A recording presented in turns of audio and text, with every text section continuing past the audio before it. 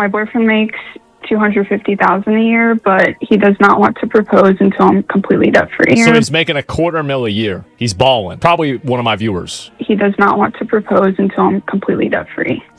You're not gonna like me. I am. If you were my daughter, you know what I would tell you? What? Dump him. Wait, No, what? Yeah, I mean, he's a great guy. No, he's like, not. No, he's not. He's making you prove your worth. Absolutely. I'm going to explain the reason why I'm surprised he even said that. Because this is a test. If she can't even manage her own finances, if you're married, now you share finances. Why would you want to entangle yourself with a person who has been proven that they're going to fuck themselves up? I'm actually surprised. I see a bald-ass old man like this, and I thought he was going to say what I was about to say. That's why people mad. He never says this to men. He wants to say, like, oh, but it's different if it's a man and a woman, right? And, like, in a way, yeah, you shouldn't hold women to the same standards you hold men to. But the problem is that the government does. So you can't be traditional in that way whenever the government says it's 50-50. You're having to buy your way into this relationship. Buy your way. You're a princess and you deserve more than this. He's got to be joking. The reason I've been able to, like, He's joking. put, like, majority of my paycheck towards my loans is because he does pay for all our rent. Oh, so you live together? Yeah, we live together. Oh, so you're already married, but you just didn't admit it. Yeah, it does feel like we're married. Well, that, Yeah. gosh, Yeah. So what's his incentive to get married? None! he could just be an idiot today, and he just needs to learn a little bit about what it means to be in a relationship. I love you, and if you were my daughter, I'd tell you not to marry this guy. You know what? In a way, I agree with him. She needs to find another guy out there that's also $19,000 in debt so they can get married and be $40,000 in debt. You say 90,000? Wait, hold up. What does it say 90? I have about $90,000 left. And so you got 90,000 left. 90? Wait, so she's 90,000? I totally disagree with Baldy. Crazy to even expect that, man. It's like, you're a princess, you deserve better. This dude is making $250,000 a year, and you're calling into a fucking internet show to complain about him. You got this bitch sitting in your house. She is in your house that you paid for. You're paying for fucking everything. The reason I've been able to, like, put, like, majority of my paycheck towards my loans is because he does pay for all our rent. And she's crying to somebody on the internet looking for attention because you don't want to pay. Oh my God. This girl better be really hot. Maybe you could say this is an investment, but what if she's fat?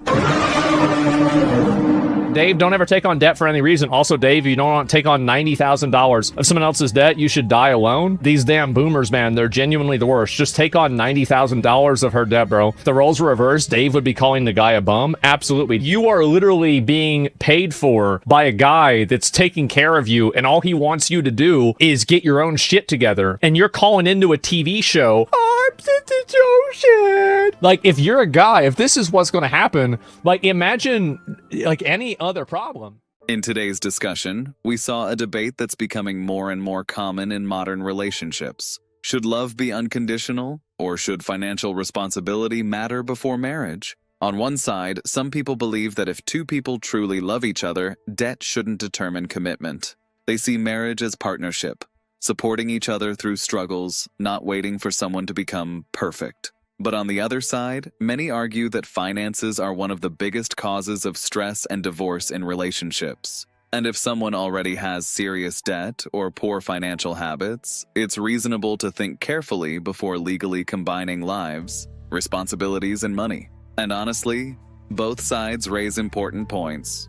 Because marriage today is not just emotional, it's also financial, legal, and deeply practical. Love alone doesn't pay bills, eliminate debt, or guarantee stability. At the same time, relationships also shouldn't feel like business contracts where someone constantly has to prove their worth. That's why communication, responsibility, and shared expectations matter so much. What made this conversation so controversial is that it exposed a double standard many people argue about online.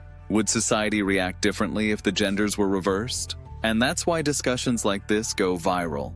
Because they touch on deeper questions about modern dating, gender roles, responsibility, and fairness. At the end of the day, every relationship is different. Some couples are willing to build together from nothing. Others want stability first before taking the next step. Neither approach automatically makes someone evil or selfish. Now I want to hear your opinion.